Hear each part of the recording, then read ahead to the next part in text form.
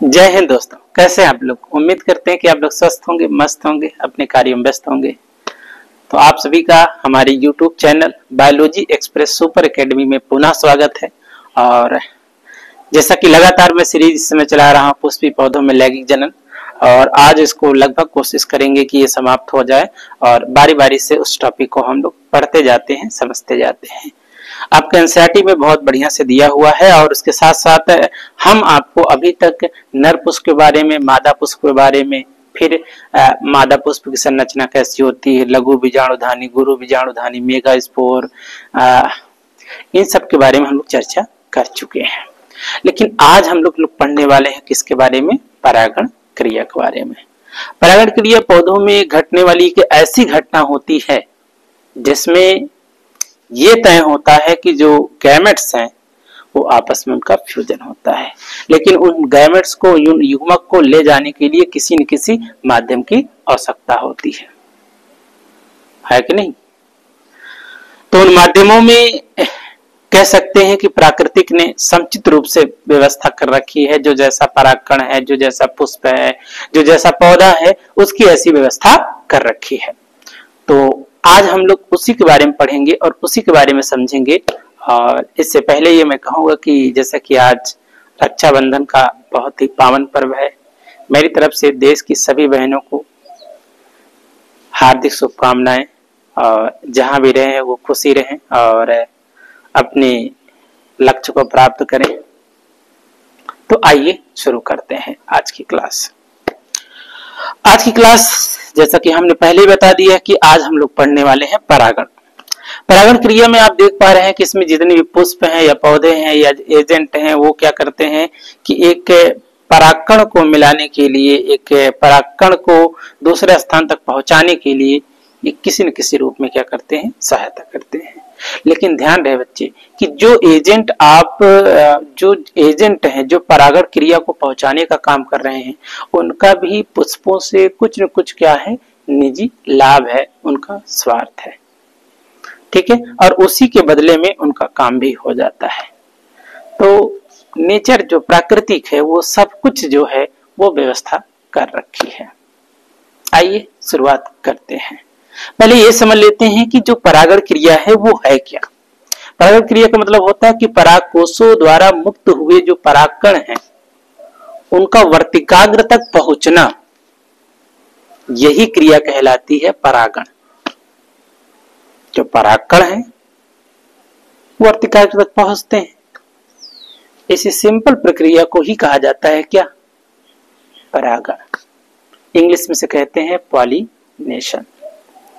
लेकिन इससे पहले कि हम प्रकार पढ़ें, इससे पहले ये समझ लेते हैं कि परागण क्रिया के लिए कौन कौन से एजेंट हैं जो क्या करते हैं कि परागण क्रिया में महत्वपूर्ण भूमिका निभाते हैं। परागण क्रिया कराने के लिए इस नेचर में, इस प्राकृतिक में दो तरह के घटक हैं, दो तरह के एजेंट हैं। एक है अबायोटिक और एक है बायोटिक। एक को हम जैव कारक कहते हैं जिसमें जीवन होता है, लाइफ होता है। एक होता है अजैव कारक जिसे बोलते हैं abiotic. What is difference between biotic and abiotic? Biotic में क्या होता है कि इसमें लाइफ प्रेजेंट होता है। अबायोटिक में क्या है? इसमें लाइफ प्रेजेंट नहीं होता है, लेकिन फिर भी ये क्या करते हैं कि परागण क्रिया में, पॉलिनेशन में मदद करते हैं। आइए समझते हैं। पहले अबायोटिक, अजैव कारक, अजैविक कारक, इसके बारे में समझ लेते हैं। अजैविक कारक में सबसे पहला होता है वायु, हवा। आप जानते हैं कि हवा में कई तरह की गैसें मिक्स होते हैं, जिसमें नाइट्रोजन है, ऑक्सीजन है, कार्बन डाइऑक्साइड है, आर्गन है, इसके अलावा अन्य गैसें हैं। इनकी अपनी अलग अलग मात्रा है। जैसे नाइट्रोजन है तो नाइट्रोजन की जो मात्रा है वो 78% है। वहीं ऑक्सीजन की मात्रा अगर देखते हैं तो 21%। वहीं कार्बन डाइऑक्साइड की मात्रा देखते हैं तो कुल कितना है?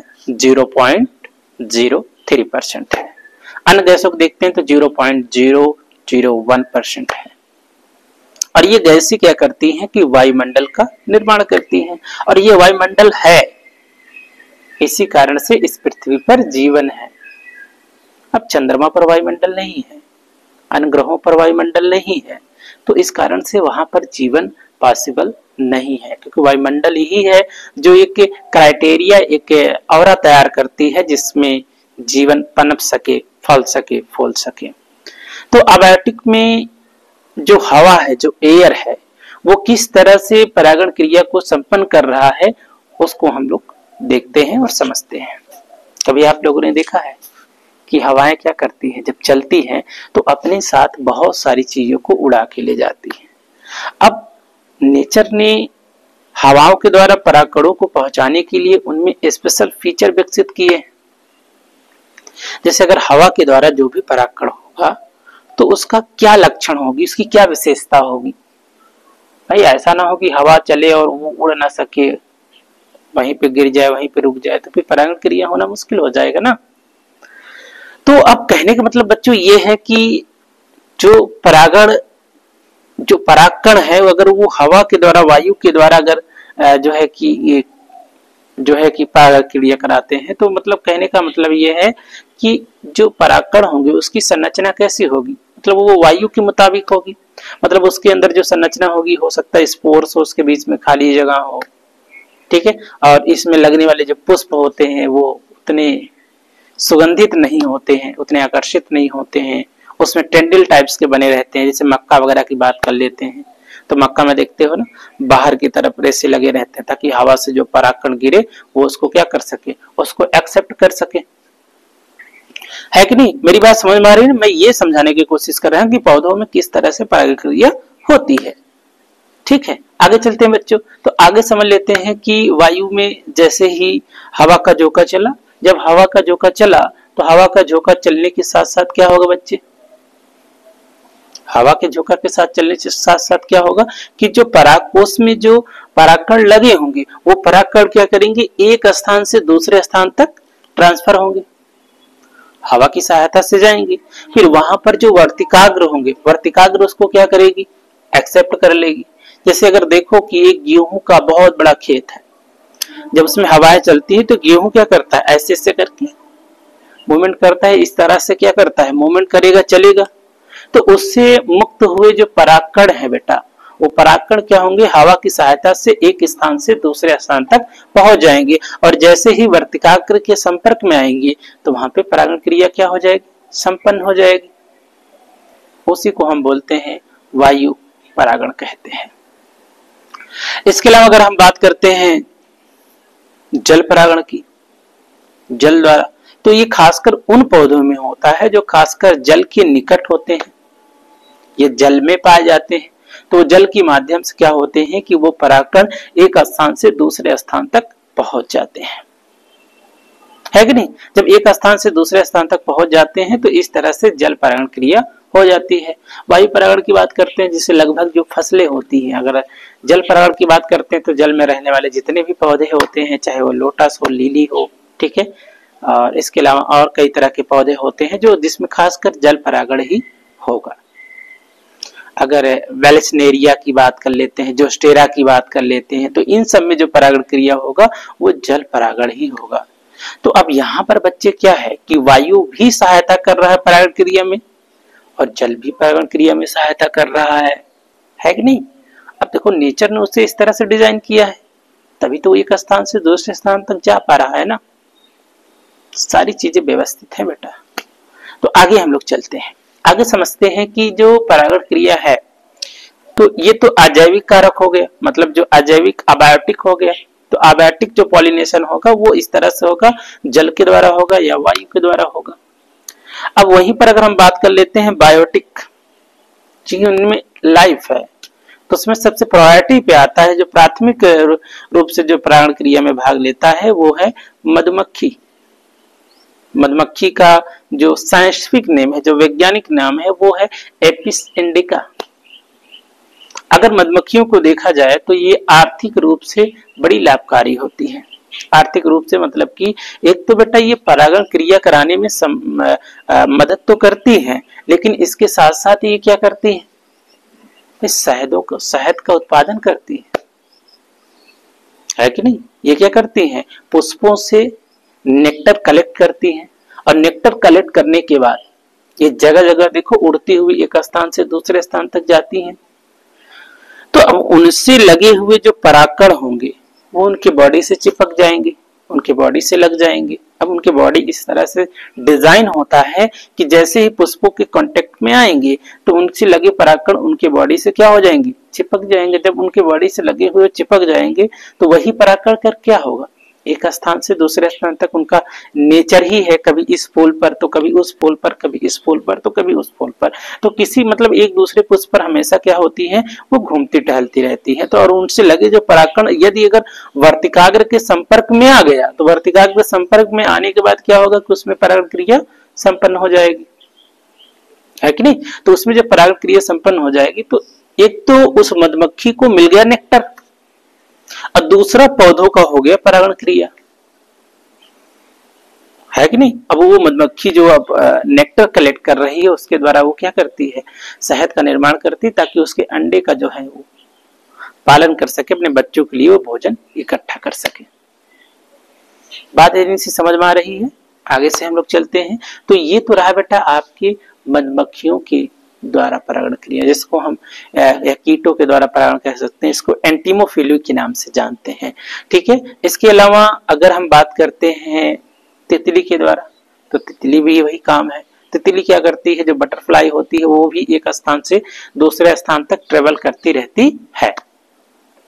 तो जब एक स्थान से दूसरे स्थान तक ट्रेवल करती रहती है तो होता क्या है बच्चे कि वही होता है, वो भी नेक्टर कलेक्ट करती है, परंतु तितली शहद का निर्माण नहीं करती है।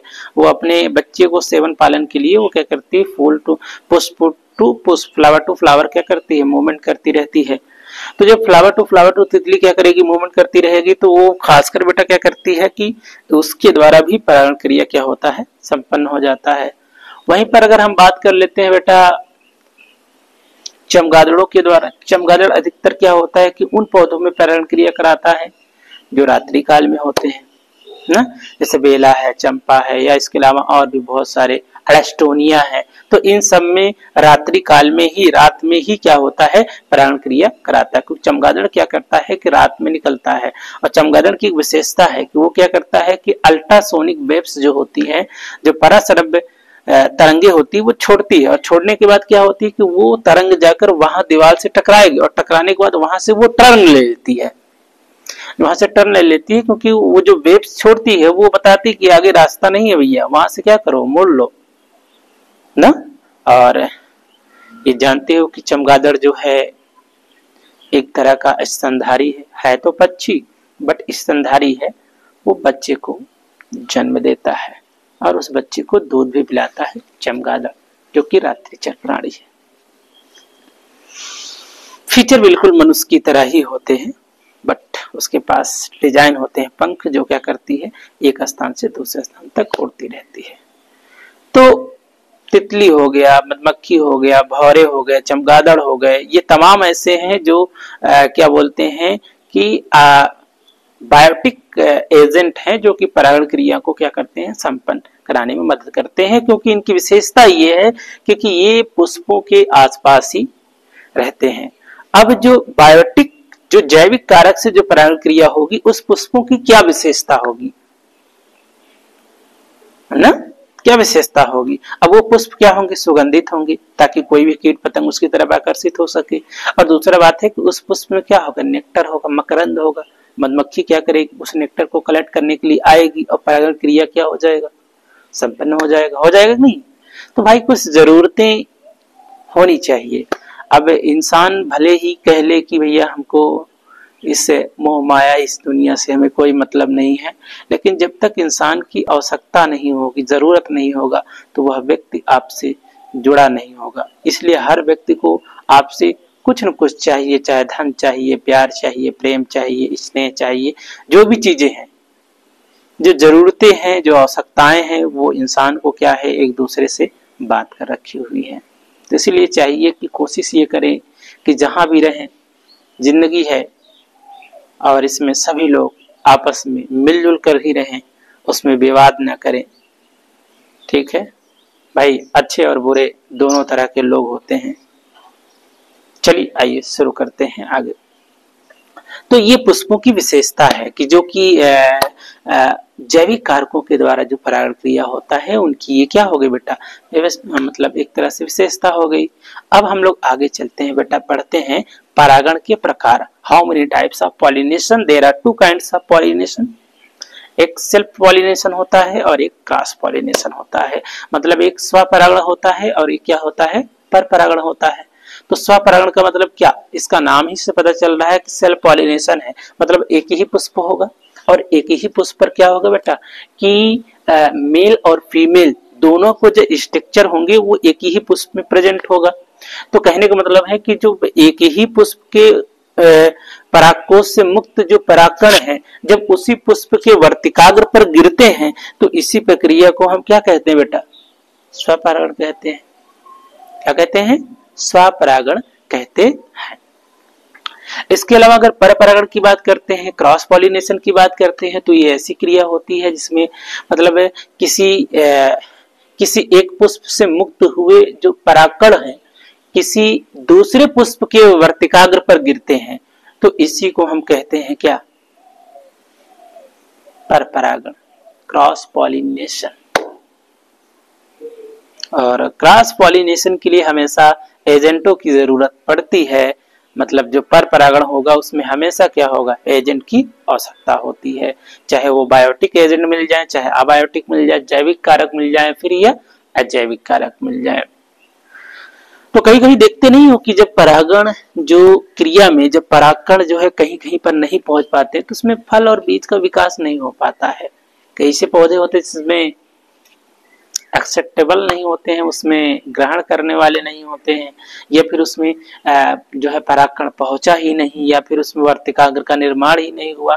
तो ऐसे पौधों में क्या होता है कि फल और बीज का निर्माण नहीं होता है। कई बार ऐसा होता है कि फसलों में भी ये चीज देखने को मिलता है, तो उसमें ठीक से परागण क्रिया न होने की वजह से फसल उत्पादन पर इसका क्या होता है, प्रभाव पड़ता है। लेकिन एक बात ध्यान रहे बेटा कि परागण क्रिया के द्वारा ही इस पृथ्वी का कह सकते हैं जितने भी पौधे हैं वो क्या करते हैं, फलते हैं, फूलते हैं, और ये एक तरह का नेचर का अपना सिस्टम है और इस सिस्टम के द्वारा ये चलते रहते हैं।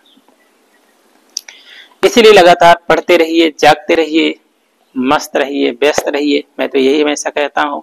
आगे चलते हैं, परागण क्रिया थोड़ा और समझ लेते हैं बेटा। आपके एनसीईआरटी में एक टॉपिक दिया है कि वेलेस्नेरिया एक पौधा है जो खासकर समुद्री पौधा है, और वेलेस्नेरिया में किस तरह से परागण क्रिया होता है।